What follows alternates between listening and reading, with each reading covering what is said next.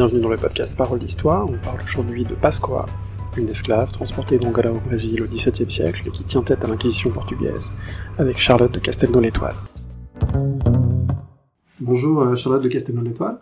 Bonjour. Vous êtes professeure à l'Université Paris Diderot et vous signez un livre qui s'appelle Pascoa et ses deux maris, une esclave entre Angola, Brésil et Portugal au XVIIe siècle, paru au PUF. Alors je suis ravi de faire cet entretien avec vous parce que c'est un livre qui est à la fois un livre puissant historiquement, il est centré sur une femme, sur une esclave, c'est-à-dire sur quelqu'un sur qui généralement on ne sait presque rien en tant que personne, et là, comme on va le voir, eh bien, on va découvrir beaucoup de choses à travers votre enquête. Et puis c'est un livre aussi éclairant sur le fonctionnement d'un empire, l'empire portugais au XVIIe siècle, ce qui pourra d'ailleurs intéresser notamment les collègues qui enseignent en seconde, qui auront ce thème à traiter plutôt pour le 16e en classe de seconde.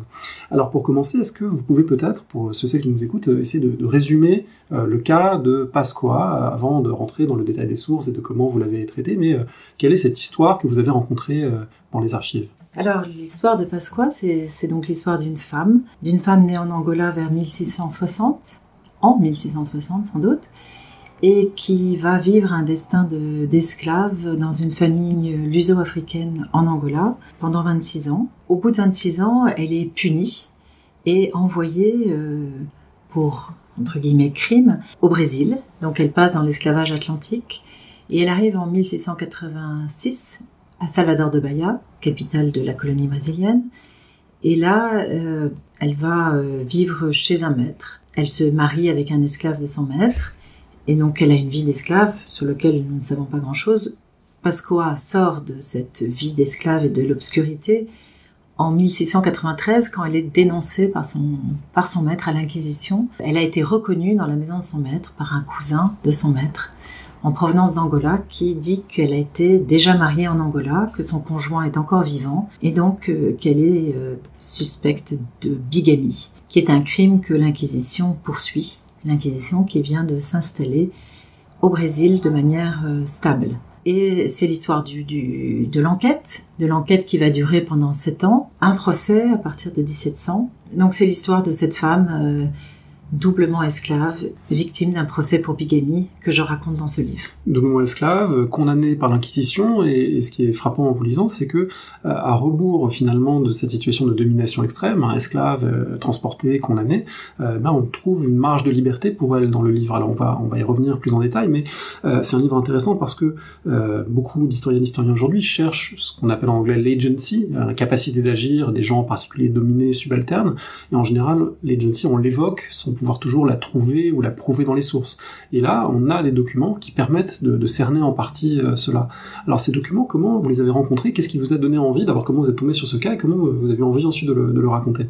Alors en fait, j'ai travaillé depuis pas mal d'années sur cette question du mariage catholique des Indiens et des Africains au Brésil. Ça a donné lieu à un livre qui sera publié dans quelques mois. Ce travail, c'était pour moi la manière de comprendre comment une société coloniale, esclavagiste et catholique se construisait dans l'Atlantique de l'époque moderne.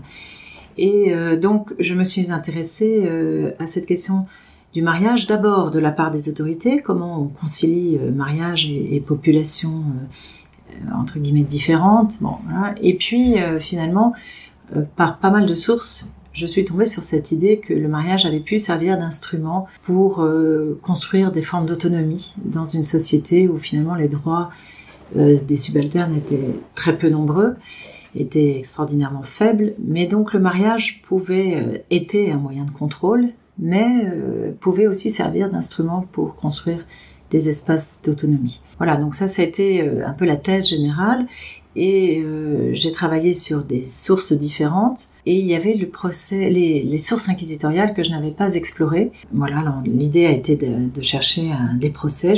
J'avais appris par mes lectures qu'il existait des procès d'esclaves pour bigamie aux archives de l'Inquisition, qui sont donc à Torre do Tombo, aux archives nationales portugaises.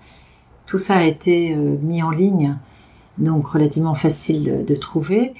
Et le procès de Pascoa, je l'ai trouvé comme ça, par le moteur de recherche. Il était long, il durait longtemps. Voilà, ça veut dire matière pour l'historien, ça veut dire rebondissement, mais quand on commence à lire un procès, on ne sait pas ce qu'on y trouve. Effectivement, vous faites allusion aux preuves de l'agency de Pascoa, c'est-à-dire à sa capacité d'initiative, sa capacité d'action. Quelque part, je l'ai trouvé très progressivement en lisant les sources, et la preuve la plus manifeste de cette capacité d'agir, c'est dans les 10 derniers folios du procès. Donc il y en a 114, donc ça veut dire que ça a été long, et voilà, j'ai découvert, la source m'a constamment surprise. Cette source surprenante, elle renvoie à une institution sur laquelle on peut avoir peut-être des idées reçues, sur l'Inquisition, parce qu'on imagine tout de suite des bûchers, on imagine peut-être en tout cas des choses extrêmement violentes. Cette Inquisition, c'est une institution coercitive, mais c'est aussi une institution très minutieuse. Vous le montrez, elle a passé des années à enquêter sur ce cas qui pouvait paraître tout à fait négligeable. Alors qu'est-ce qu'on peut dire pour contextualiser un petit peu et dire comment fonctionne cette Inquisition portugaise à cette époque ? Oui, alors cette Inquisition portugaise, je dois dire qu'elle est effectivement très coercitive. C'est une machine d'une efficacité et d'une certaine façon d'une grande cruauté, parce que elle va traiter l'affaire de Pascoa en omettant l'esclavage, en mettant l'esclavage entre parenthèses, et en traitant Pascoa comme n'importe quel autre accusé. La seule question, c'est est-ce qu'elle est bigame, c'est-à-dire hérétique, et pas des circonstances atténuantes telles qu'on pourrait, nous, évidemment, les imaginer. Voilà. Et surtout, est-ce qu'elle s'est remariée 2 fois? Est-ce qu'elle a été 2 fois, elle a été 2 fois mariée sacramentellement, c'est-à-dire de manière catholique? Effectivement, l'esclavage n'apparaît pas comme une circonstance atténuante. Or, en fait, dans la vie de Pascoa, elle n'a pas été libre de ses mouvements. Elle a toujours été forcée. Esclave d'abord une fois, esclave une deuxième fois, puis prisonnière de l'Inquisition. Mais c'est très curieux, l'Inquisition la traite comme une personne libre de ses mouvements, libre de ses choix. Libre de ses vœux, puisque le libre consentement des vœux, c'est le fondement du mariage, dit post-tridentin. Voilà, alors que c'est quelqu'un qui a peu de droits, elle peut être vendue, elle peut être déplacée, elle n'a pas d'autorité parentale sur ses enfants, évidemment, mais voilà, on la considère comme libre de son consentement, et du coup responsable pénalement par rapport à cette question du consentement.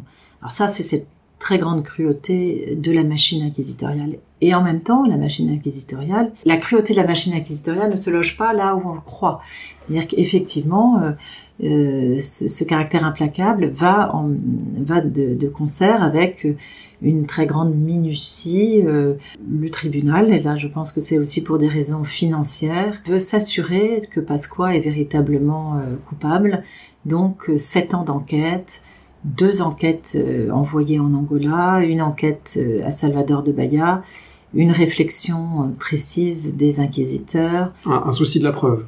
Un souci de la preuve, un avocat commis d'office, et la prise en compte des faiblesses de la procédure, notamment on n'aura jamais finalement la preuve exacte du premier mariage. Et donc ça, l'Inquisition en tient compte aussi. C'est une vision, mais bon, beaucoup d'historiens de l'Inquisition l'ont déjà dit, hein, la procédure inquisitoriale est très moderne finalement dans sa manière d'appliquer la justice, même si c'est sur des crimes qui pour nous n'ont plus vraiment de sens. Cette Inquisition, à l'époque même, certains la critiquent, en particulier des voyageurs étrangers. Vous montrez qu'à Bahia, lorsque d'autres Européens arrivent, des Français, des Britanniques, ils décrivent une société avec des Portugais dévots et fanatiques, des Noirs lascifs et paresseux. Autrement dit, ce monde de l'Inquisition portugaise et de l'esclavage portugais, il est sujet à des regards extrêmement critiques venant de l'extérieur. On connaît aussi celui de Voltaire, que vous citez à la fin du livre.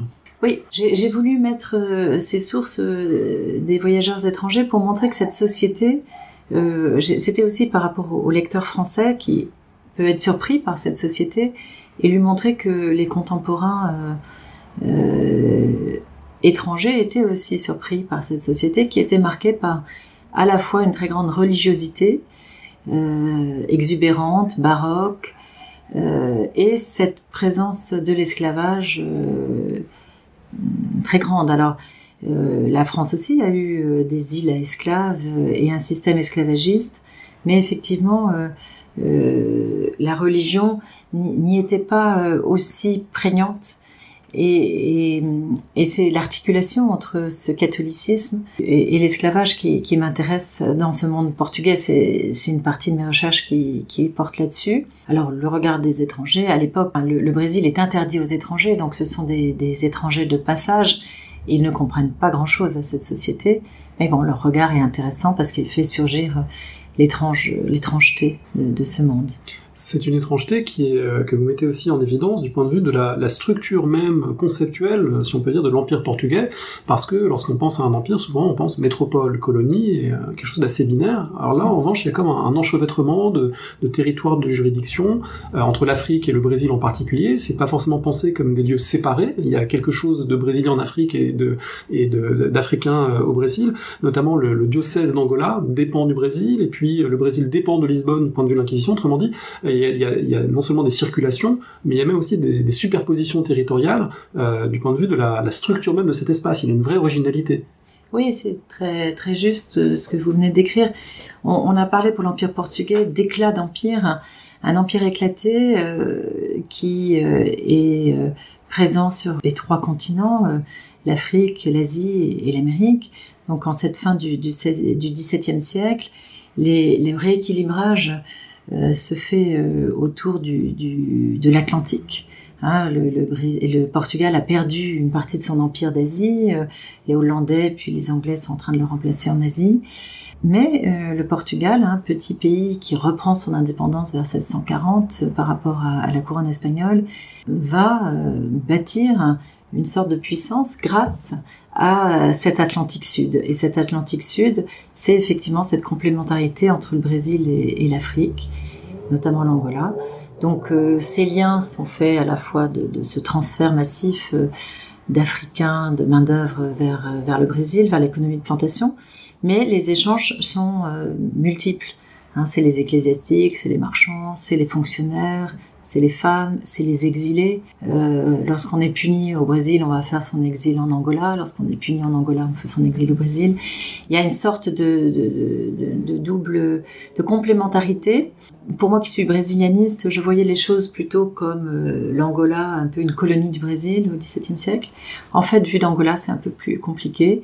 Et l'Angola a aussi, c'est un monde spécifique. Et l'Afrique résiste aussi à cette brésilianisation. Et le Portugal reste important, puisqu'on a vu, en tout cas dans cette enquête, c'est effectivement depuis Lisbonne que les choses se décident, malgré tout. Et Lisbonne, qui est une ville elle-même de plus en plus bigarrée, de plus en plus mélangée, avec une présence d'esclaves, avec une présence de population de couleur, dès le XVIe siècle, marquante, visible dans un certain nombre de sources. Oui.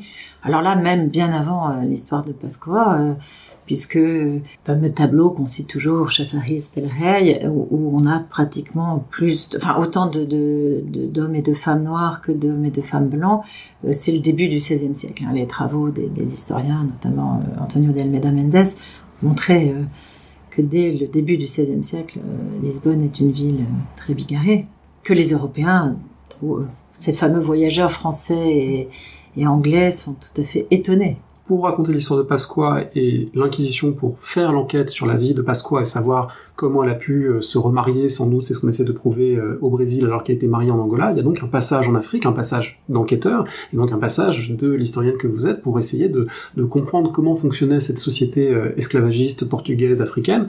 Et là, on découvre des spécificités, vous l'avez dit, c'est pas tout à fait la même chose qu'au Brésil, et parmi ces spécificités, il apparaît notamment que les gens qui possédaient Pascoa seraient eux-mêmes issus de mélange, seraient eux-mêmes mulâtres, et donc on découvre que la barrière de couleur que l'on pense toujours comme intangible dans l'univers esclavagiste, et bien là, elle connaît peut-être des légères transgressions ou des choses un peu plus complexes. Oui, c'est pas une découverte pour les historiens de l'Afrique portugaise ou de l'Afrique tout court. Effectivement, à partir du XVIe siècle, il y a des Portugais en Afrique, même du XVe siècle, et ces Portugais sont très souvent mulâtres.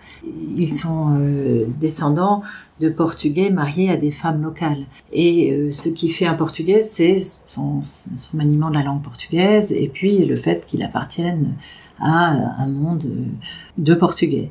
Voilà, la couleur de sa peau n'est pas l'élément essentiel. Et c'est vrai que la découverte dans le procès de Pasqua que ces maîtres étaient des pardos, c'est-à-dire ce terme qui désigne les mulâtres, mais il y a un mot pour dire mulâtre. Ça désigne une peau colorée, en fait. Voilà, c'est une peau sombre.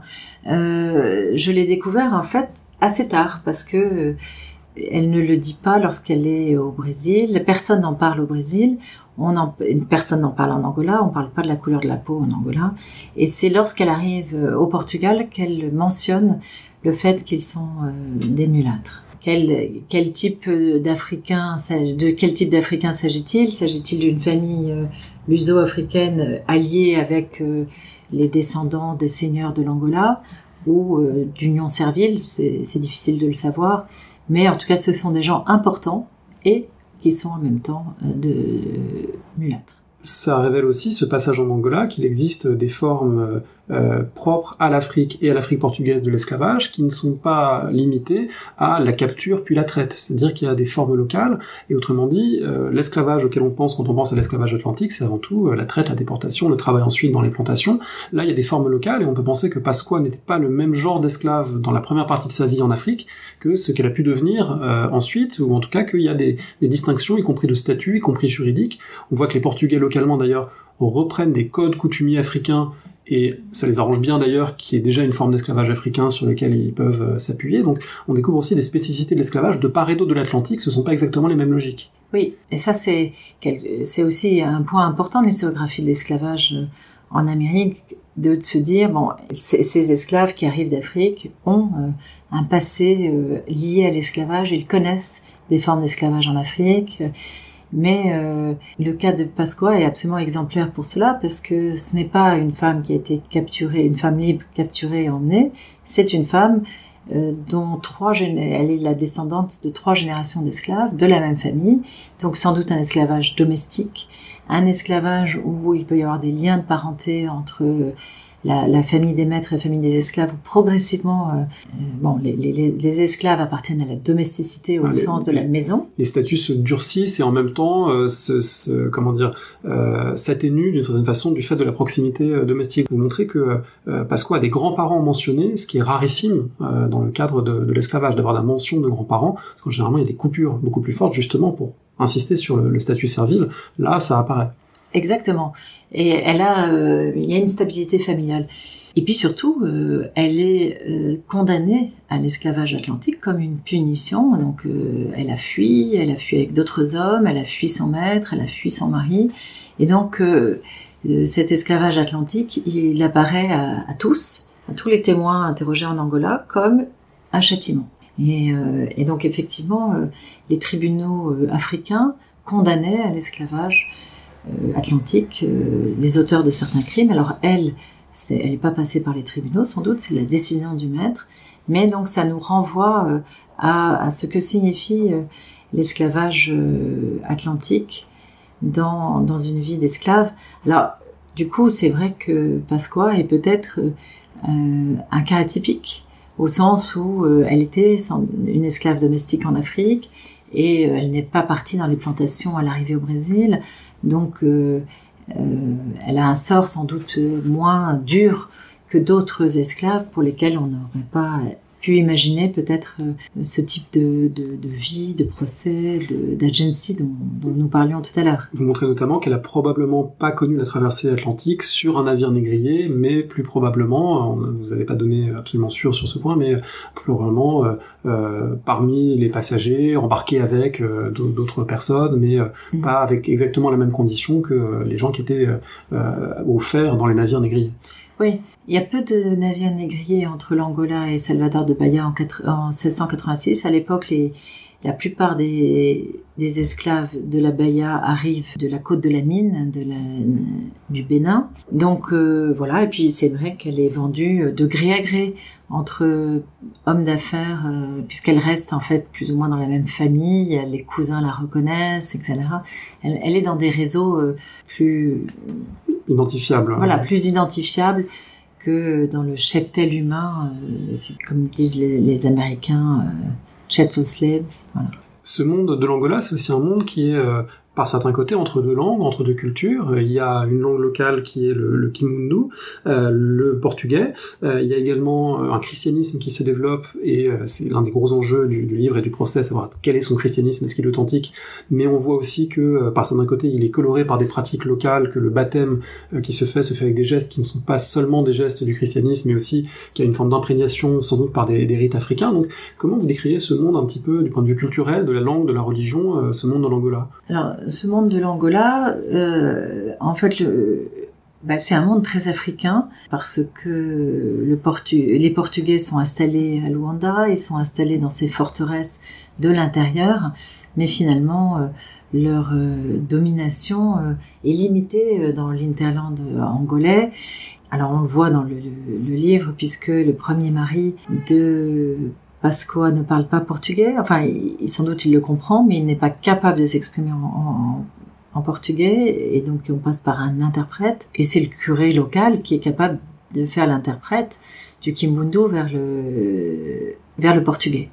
Donc, la langue des échanges semble bien être largement le Kimbundu à l'intérieur de l'Angola, entre africains et luso-africains. Et effectivement, Pascoa, dans sa vision, dans son récit même de sa vie, il y a un diptyque, le monde de l'Angola, où la religion catholique reste, alors je n'emploierai pas le mot authentique, mais je dirais un vernis dans lequel elle dit elle-même qu'elle n'a pas tout compris, sans doute une domination du portugais limitée, et puis le départ pour Salvador, où là elle va être dans un monde plus portugais, à la fois par la religion, par la langue. Voilà. Donc l'Angola, c'est un sertan, comme on dit, hein, c'est le milieu des terres, et ce milieu des terres est africain, et donc voilà, ça fait une grosse différence entre l'Angola et le Brésil. Est-ce qu'on peut penser que la dénonciation pour bigamie aurait été possible en Angola même, c'est-à-dire que en Angola, quelqu'un aurait pu dire attention, elle était déjà mariée au Brésil, ou est-ce que c'est au Brésil que finalement l'Inquisition est plus présente, que les normes du christianisme sont peut-être plus nettement définies, et que du coup ça a un sens que ce soit dans cette direction-là que ce soit fait? Alors là, vous me posez une colle parce que je suis pas une spécialiste de l'Angola, et je dois le dire. La question de la bigamie, en fait, c'est vraiment un délit très important pour l'Inquisition portugaise. C'est le deuxième délit après le fait de pratiquer la religion juive de manière secrète. Devant la sorcellerie. Oui, parce que la bigamie, c'est un peu le crime de l'Empire. Hein. Donc il y a en fait des bigames partout, dans l'Empire, des hommes, des femmes, parce que cet empire éclaté dont on parlait tout à l'heure, ces vies qui se reconstruisent à l'échelle intercontinentale, il y a une forme d'immense liberté en fait. Et donc c'est pour ça que la bigamie est importante, parce que c'est quand même une manière de rappeler les règles. Et donc il y a des bigames. Donc il y a sûrement des bigames en Angola, alors peut-être pas des esclaves, mais des Portugais. Il y a un contrôle des pratiques matrimoniales à l'échelle de l'Empire, qui est à la fois dérisoire, parce que par rapport à l'immensité, mais sans doute quand même avec une certaine efficacité, puisqu'il y a toutes ces dénonciations. Alors justement, c'est l'un des cœurs argumentatifs du livre, c'est que on se rend compte qu'il est très important au XVIIe siècle, pour le Portugal, pour l'Inquisition, pour l'Église, que les esclaves soient mariés, et soient mariés correctement, et soient mariés légitimement, suivant les rites institués notamment par le Concile de Trente. Donc, pourquoi cette importance? Pourquoi y accorder tant d'importance à quelque chose qui pourrait paraître à distance, effectivement, en partie un effet du hasard, ou quelque chose de secondaire? Qu'est-ce qui accorde autant d'importance à cette question en lien avec l'institution esclavagiste? Alors, c'est compliqué, parce que moi j'ai travaillé sur la question du mariage des esclaves, donc je ne vois que des esclaves mariés, du fait de mon biais de recherche. Or, le mariage n'est pas si fréquent que cela chez les esclaves. Hein. J'insiste sur le fait que je ne veux pas dire que tous les esclaves sont mariés. Mais par contre, il est important que ceux qu'ils sont soient bien mariés. Il y a même une bulle pontificale qui insiste, en 1585, pour dire que les choses doivent être cadrées de ce point de vue-là. Exactement. Ce qui est important, c'est que le mariage se fasse dans les conditions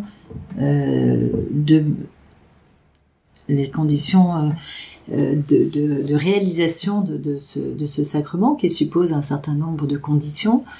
Et pour moi, ce que je veux montrer, c'est que effectivement la possibilité du mariage des esclaves est très importante. C'est une manière de souligner que dans ce monde esclavagiste, la christianisation des esclaves est possible et souhaitable et que l'Église y travaille.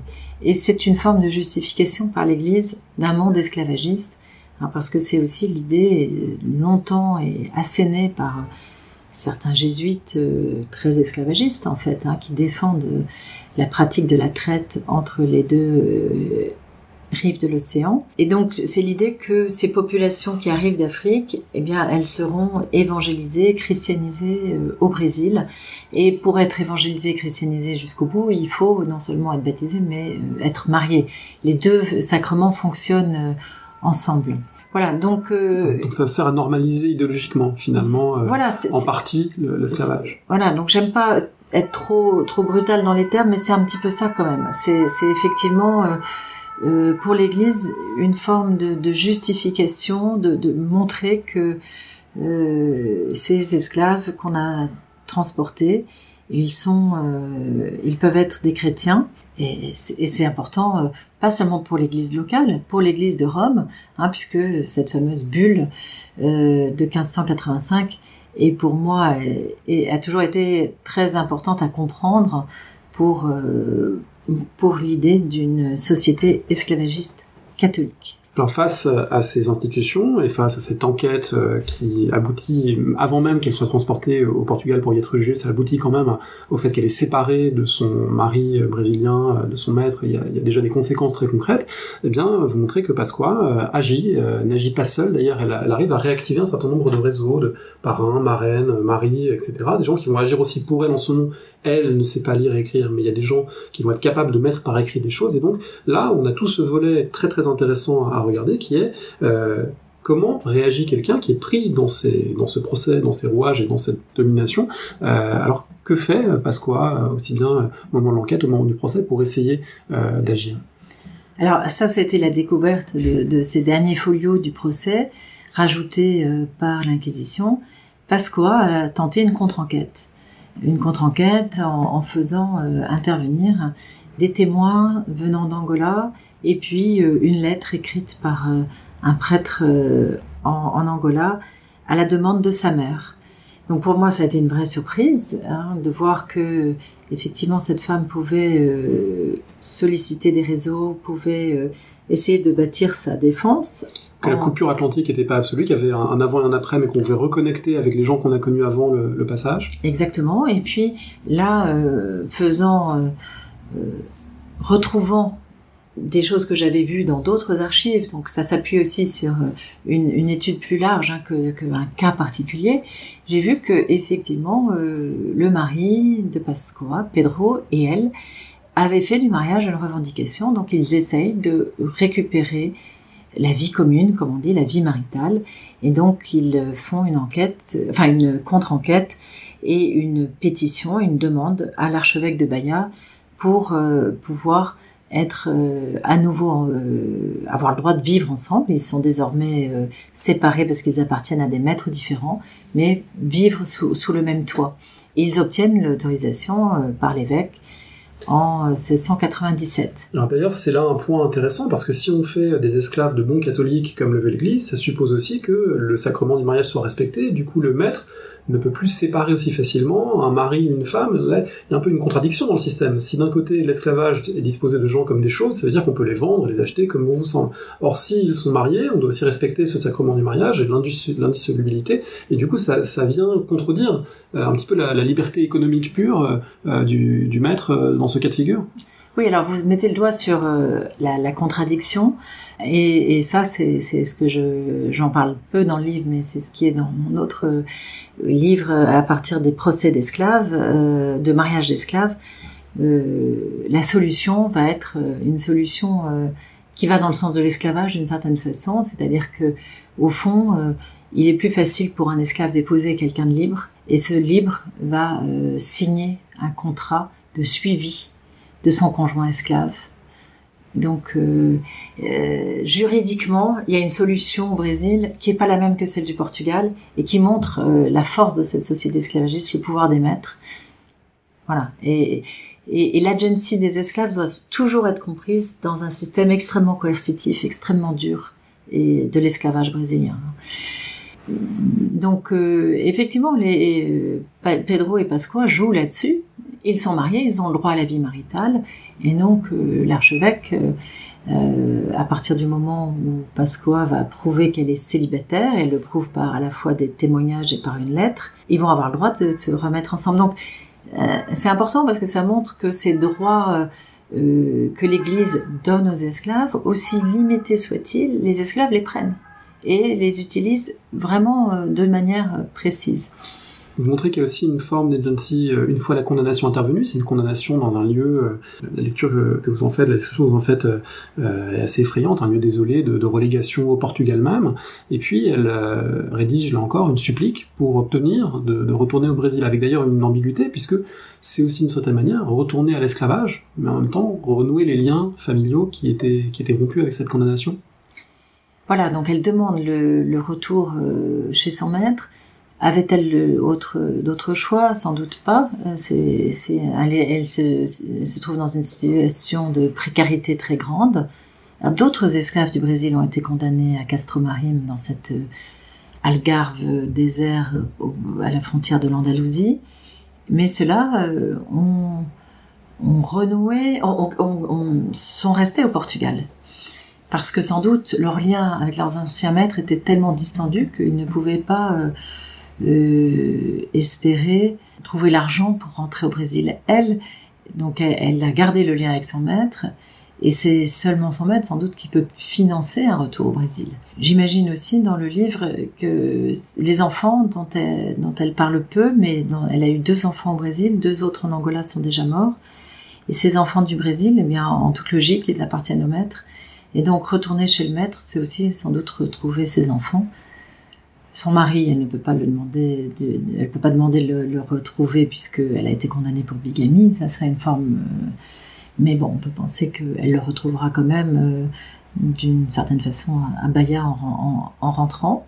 Et puis son agency, bien sûr, je la vois tout au long du procès où elle sait répondre avec fermeté aux inquisiteurs. Elle propose une version de son histoire qui est sans doute une version auquel elle croit.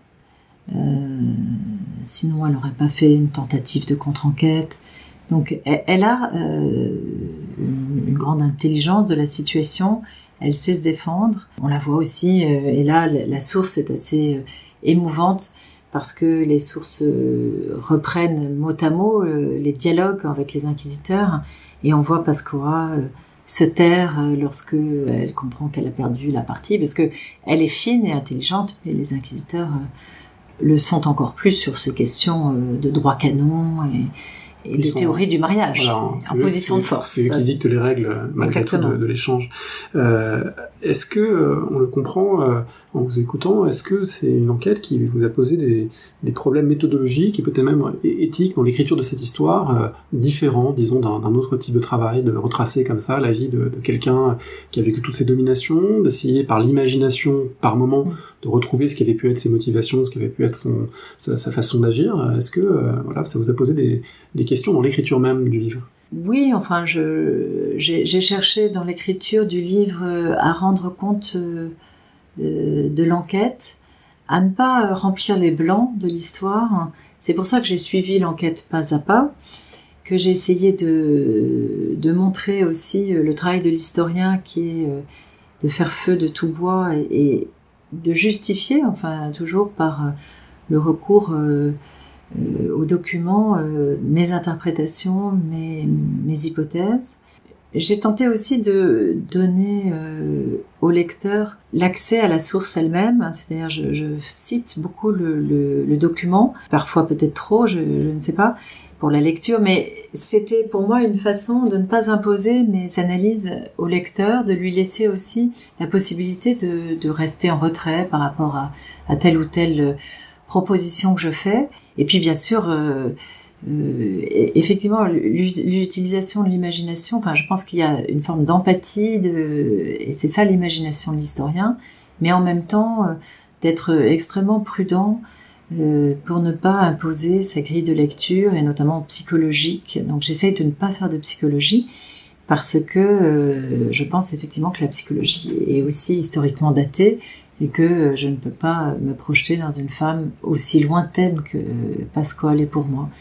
Donc il y avait cette volonté, dans cette volonté éthique, c'est ça, c'est de restituer donc cette humanité à Pasqua, tout en préservant une forme de liberté au lecteur, et en montrant les limites de l'historien, qui travaille un document, mais qui en reste, qui doit être extrêmement respectueux vis-à-vis de ce document. Est-ce que pour terminer, il y aurait un conseil de lecture que vous voudriez partager en lien avec cette histoire pour ceux qui nous écoutent? Alors, je proposerais un livre qui a été fondamental pour moi dans mon travail sur l'esclavage, qui est le livre de Thorkild Hansen.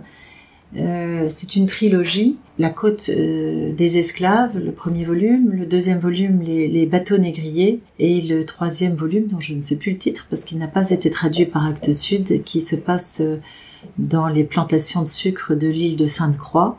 Et donc Thorkild Hansen est un grand écrivain danois, et son travail sur les bateaux négriers, par exemple, était un mélange des sources historiques, notamment les journaux de bord des chirurgiens de la compagnie danoise de l'esclavage, et sa propre enquête. Et c'est vrai que donc Thorkild Hansen était plus journaliste qu'historien, mais j'avais été très impressionnée par la lecture de ce livre et par cette rigueur. C'est pas un roman historique, mais voilà, c'est ce mélange de l'écriture, des sources. Et alors, puisque vous m'en parlez, je pense qu'en fait, ce livre m'a guidée en fait dans la manière d'écrire l'histoire de l'esclavage, parce que je l'avais trouvé remarquable. Alors moi je me permets d'ajouter un conseil qui est lui sur le XVIIIe siècle, la fin XVIIIe, début XIXe, c'est le livre de Gisli Palsson, on avait déjà parlé brièvement à ce micro, L'homme qui vola sa liberté, qui raconte là aussi l'esclavage danois, un esclave des îles à sucre danoises qui arrivé à Copenhague, entame une procédure pour devenir libre, et puis vole sa liberté, s'enfuit, s'échappe et va s'installer en Islande, et avec une postérité jusqu'à aujourd'hui présente et dans les mémoires et parce que des descendants s'en revendiquent, et c'est un livre très intéressant, là aussi sur ces circulations, sur le fait que cet Atlantique est un espace qui n'en finit pas finalement de nous surprendre par sa façon de fonctionner, et les circulations multiples qui l'animent depuis la fin du XVe siècle jusqu'encore au XVIIIe et au XIXe. Merci beaucoup. Merci beaucoup, Anne-Louise.